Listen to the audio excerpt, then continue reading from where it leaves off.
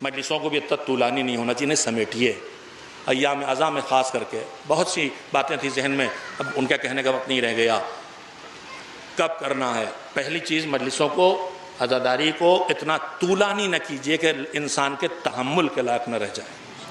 آپ میں یا مجھ میں 2 آدمیوں میں اتنا دم ہے، 4 میں اتنا دم ہے، دونوں ہاتھوں سے 2 گھنٹے میں ماتم کر سکتا ہوں، مثال کے طور پر میرا جوان، لیکن سب میں اتنا دم نہیں ہے۔ اسے شرمندہ نہ کیجیے، یہ نہ لگے کہ عزادار نہیں ہاتھ روکے کھڑا ہے۔ میں بہت وقت گزر گیا، میں خط یہ نہیں چھوڑے دیتا ہوں، شرم اپنے کسی عمل سے کسی اور، آپ کہیں شرمندہ کیوں کروں گا؟ سنیے، مزاج معصوم سمجھیے، گھنٹوں نوحے، گھنٹوں ماتم، لمبی لمبی مجلسیں، لمبے لمبے، یہ سب جو ہم کر رہے ہیں، جو اس سے محروم ہو رہے ہیں اس کے ذمہ دار، اور اگر وہ شرمندہ ہو رہے ہیں، لوگ کہہ رہے ہیں دیکھو ماتم سے بھاگ گئے، جلوس سے بھاگ گئے۔ تحمل کی حدوں میں ہر چیز کو رکھیے۔ اگر ہمارے بزرگوں میں زیادہ وقت تھا، ان کے پاس کم مشغولیت تھی، ان کے پاس طاقت زیادہ تھی، بدن میں قوت برداشت زیادہ تھی، دھوپ کی، گرمی کی، کھڑے ہونے کی، چلنے کی۔ اب ہم سب جنگل کے درخت نہیں رہ گئے، گملے کے پھول ہو گئے۔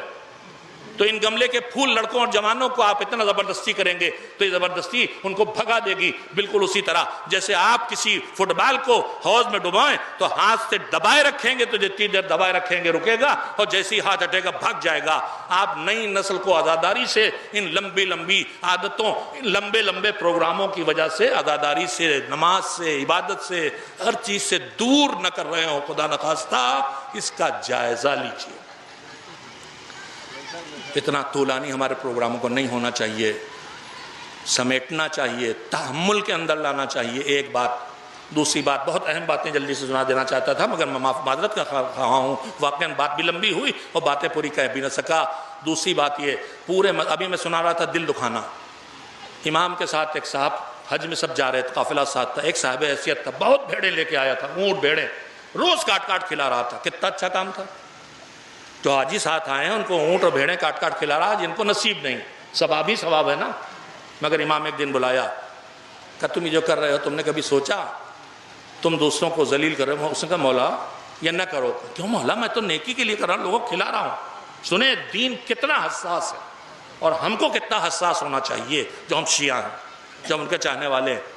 کہ تم نے کبھی سوچا تم روز بھیڑیں بکریاں کاٹ کاٹ کھلا رہے ہو؟ کہ مولا خوشی کے لیے ان کی۔ کہ یہ بھی سوچو اگر ان میں سے جتنے ہیں ان میں تمہارے جیسے صاحب حیثیت نہیں ہیں، تمہیں کھلاتے دیکھ کے ان کا کلیجہ محسوستا ہے کہ میں نہیں کر پا رہا ہوں، ان کو جو یہ دل کو اذیت پہنچ رہی ہے اس سے بچانے کے لیے یہ نہ کرو۔ اللہ کرے کہ آپ تک بات پہنچی ہو۔ میں بہت زبردست تبرک بانٹ سکتا ہوں مگر میرا غریب پڑوسی نہیں حیثیت رکھتا۔ اب میں نے اپنی طاقت سے زیادہ پیسہ لگا کے تبرک بانٹ ڈالا، اس کا دل محسوس رہا ہے کہ میں نہیں کر پا رہا ہوں۔ امام کہتے ہیں یہ نہ کرو کہ تمہاری عمل کی شدت سے کسی کے دل کو تکلیف پہنچے۔ دوسری اور آخری بات کہہ کے بات کو ختم کروں، پورے مذہب کا جائزہ لیجئے تو بتاتا ہے نماز راستے میں نہیں پڑھ سکتے، نماز راستہ روک کے نہیں پڑھ سکتے، نماز کسی دوسرے کے زمین پہ بغیر اجازت نہیں پڑھ سکتے، ہے کہ نہیں ہے؟ یہ روح ہے، مذہب ہے۔ تو پھر خیال کریں ہم کہ ہم جب جلوس نکالیں تو مجلسیں کریں تو راستے بند نہ کریں۔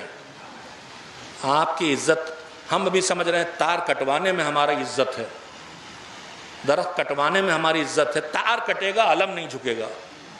یہ کوئی بیعت باطل کا مطالبہ نہیں ہے کہ علم نہیں جھکے گا۔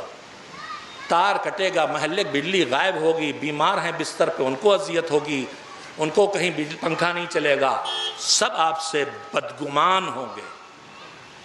لہذا خدا کے لیے اکڑ نہیں، جھک کے چلنا سیکھیے، کسی کو اذیت نہیں پہنچائیں گے۔ ہم حسین کا نام لے کے آگے بڑھ رہے ہیں تو حسین اذیت پہنچانے نہیں آئے تھے، انہوں نے پہلے ہی کہہ دیا تھا میں اس لیے نہیں نکلا ہوں، مفسد فی الارض بن کے نہیں نکلا ہوں، جھگڑا کھڑا کرنے نہیں نکلا ہوں۔ لہذا جھگڑے نہ کھڑے ہوں عزاداری میں کہ یہیں سے ضرور گزریں گے اور تمہیں یہ اپنا زینہ توڑنا پڑے گا اور تمہیں یہ چھجا کاٹنا ہے اور میرے باپ دادا سے اس گلی سے نکل رہا یہیں سے گزار کے رہیں گے۔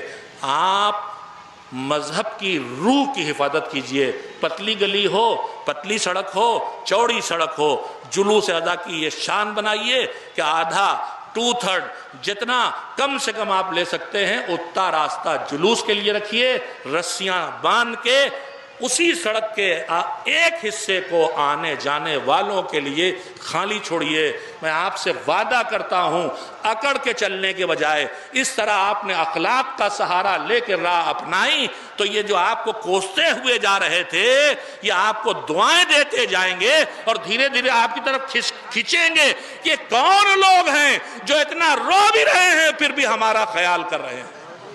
کربلا کا پیغام دینا ہے تو طاقت کے مظاہرے سے نہیں ہوگا، کربلا کا پیغام دینا ہے تو اخلاق کے مظاہرے سے ہوگا۔